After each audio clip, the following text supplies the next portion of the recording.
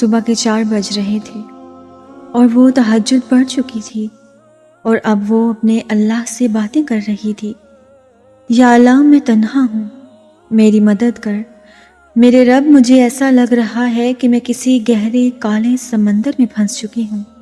میرے ارد گرد صرف اندھیرا ہے، مجھے صرف اس سمندر کی تیز لہریں سنائی دے رہی ہیں۔ یا اللہ، میں ڈر رہی ہوں، مجھے خوف سے یہ لہریں مجھے ڈبو دیں گی، مگر میرا یہ ڈر تجھ پر یقین سے بڑا نہیں ہے۔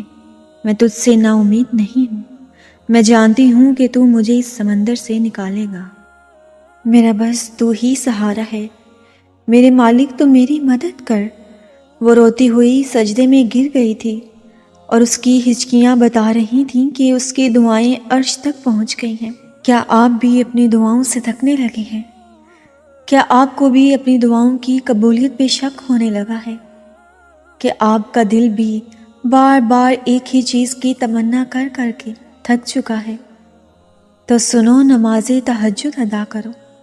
تہجد تو معجزوں کی نماز ہے۔ جہاں پہ کچھ بھی ممکن نظر نہیں آتا، وہاں تہجد سب کچھ ممکن بنا دیتی ہے۔ تہجد محبت کی تکمیل ہے، اللہ سے محبت کی تکمیل۔ باقی نمازوں پہ تو انسان اللہ کی پکار پہ اس کی جانب جاتا ہے، مگر تہجد کے لیے انسان پکار کا انتظار نہیں کرتا، بس نیند سے غافل ہو کر تڑپتے ہوئے دل کے ساتھ اللہ کی جانب سسکتے ہوئے وجود کو لے کر چلا جاتا ہے۔ شاید اسی لیے تہجد فرض عبادات کا حصہ نہیں بنائی گئی۔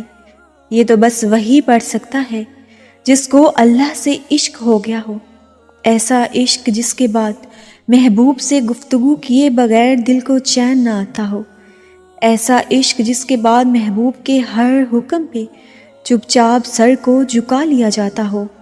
تبھی تو اللہ کی سب سے لاڈلی عبادت تہجد ہے، اور اس تک اللہ اپنے لاڈلے بندوں کو ہی رسائی دیتا ہے، کبھی غم دے کر تو کبھی راتوں کی نیند اڑا کر۔ وہ اپنے پسندیدہ بندوں کی آواز سننے کے لیے پکارنے کے کئی بہانے بنا دیتا ہے۔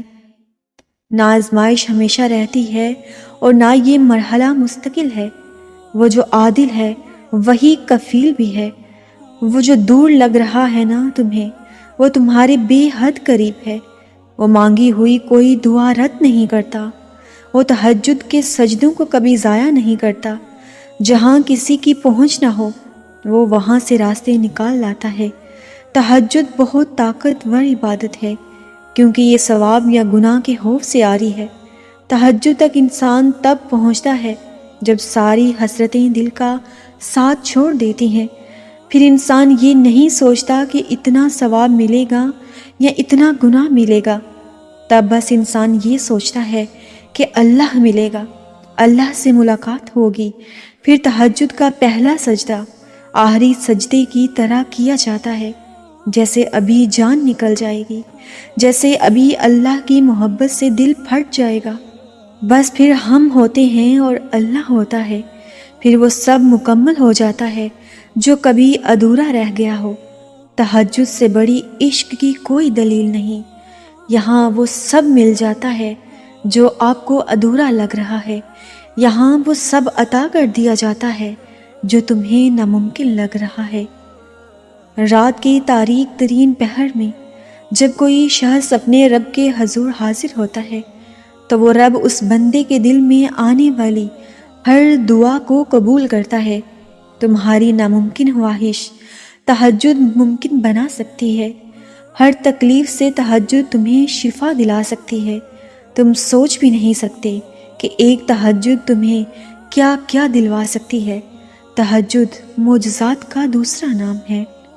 یہ تہجد کی جو نماز ہوتی ہے نا، یہ کوئی عام نماز نہیں ہے کہ جس کا دل کیا پڑھ لے، جس کا دل نہ کرے وہ نہ پڑھے۔ تو بڑی خاص اور لاڈلی نماز ہے، ہر ایک کی قسمت میں کہاں لکھی ہوتی ہے، مگر جن کے نصیب میں لکھ دی جاتی ہے انہیں بس پھر ایک اس کا ہی انتظار رہتا ہے، کب رات کا آخری پہر ہو، کب اللہ ہو اور ہم اس سے باتیں کریں، اس کی بندگی کریں اور اپنا ہر معاملہ اس کے سپرد کر دیں، کب ہم اس کے سامنے اپنی ادھوری حاجتیں رکھیں۔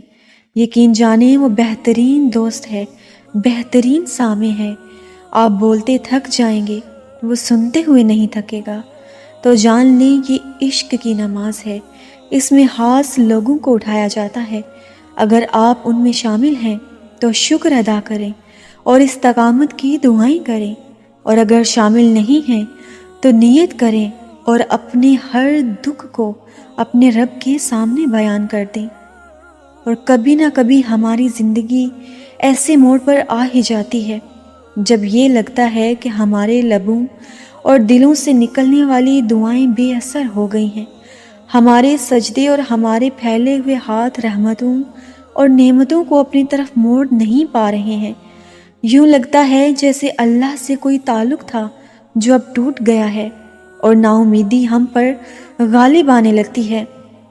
تو سنو اللہ قرآن پاک میں کیا فرماتا ہے، کہہ دو میرے ان بندوں سے جنہیں حالات ناممکن لگ رہے ہیں، میں ہر شے پر قدرت رکھنے والا ہوں۔ تہجد وہ آخری مرہم ہے جس کے بعد نہ کوئی زخم ستاتا ہے اور نہ ہی کوئی غم رلاتا ہے۔ نیند قربان کر کے جب روتی ہوئی آنکھیں اللہ کو مناتی ہیں نا، تو خواب حقیقت بن جاتے ہیں اور تعبیریں کن میں بدل جایا کرتی ہیں۔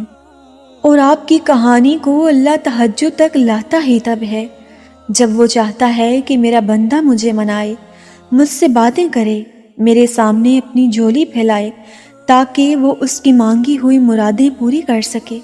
وقت اور حالات ہمیں ان راستوں پر چلنے پر مجبور کر دیتے ہیں جن سے ہمیں تکلیف پہنچتی ہے، لیکن وہ راستے ہماری بہتری کے لیے ہوتے ہیں۔ وقت بھی بدلتا ہے اور نصیب بھی، لوگ بھی بدلتے ہیں اور حالات بھی۔ جیسے اللہ آسمان پہ تاریکی کے رنگ ہمیشہ نہیں رکھتا اور اس کو دن کے رنگ برنگے اجالوں سے بھر دیتا ہے، ویسے ہی وہ ہچکیوں کو مسکراہٹوں میں بدل دیتا ہے۔ اور اگر وہ آپ کو تہجد تک لے آیا ہے تو سمجھ لیجئے کہ اب صلے کا وقت قریب آ گیا ہے، اب قبولیت کا وقت ہے، اب ان تمام کہانیوں کے مکمل ہونے کا وقت ہے جن کا مکمل ہونا آپ کی نظر میں ناممکن ہے۔ اللہ راضی ہوگا اور بہت جلد تم اپنی آنکھوں سے اپنا بدلتا ہوا نصیب دیکھو گے۔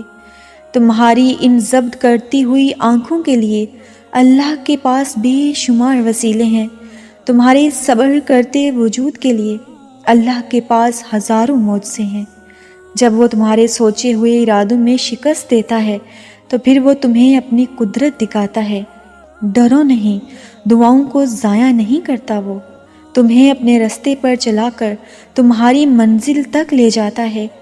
یہ دیری تو اس کی محبت کا نرالا سا انداز ہے، جس کی بات جائے اسے وہ اس کی آواز بار بار سننا چاہتا ہے۔ صبر رکھو، ایک راستہ بند ہونے کے باوجود اس کے پاس تمہاری دعائیں مکمل کرنے کے ان گنت طریقے ہیں۔ اگر وہاں سے نہیں جہاں سے تمہیں امید تھی، تو وہاں سے جہاں سے تمہیں گمان بھی نہیں ہوگا وہ کن کہے گا اور تمہارا بکھرا وجود پھر سے سمٹ جائے گا۔ جب رات کے آخری پہر اللہ تمہیں خود چنتا ہے تہجد پڑھنے کے لیے، تو پھر سوچو وہ تمہیں خالی ہاتھ کیسے لوٹائے گا۔ اس لیے جب بھی رات کے آخری پہر آنکھ کھلے تو اسے بے وجہ مت سمجھ لینا، اس کا مطلب ہے کہ اللہ تم سے تہجد میں ملاقات کرنا چاہتا ہے۔ اللہ تعالیٰ آپ کو، مجھے اور ہم سب کو تہجد کی نماز کا پابند بنائے۔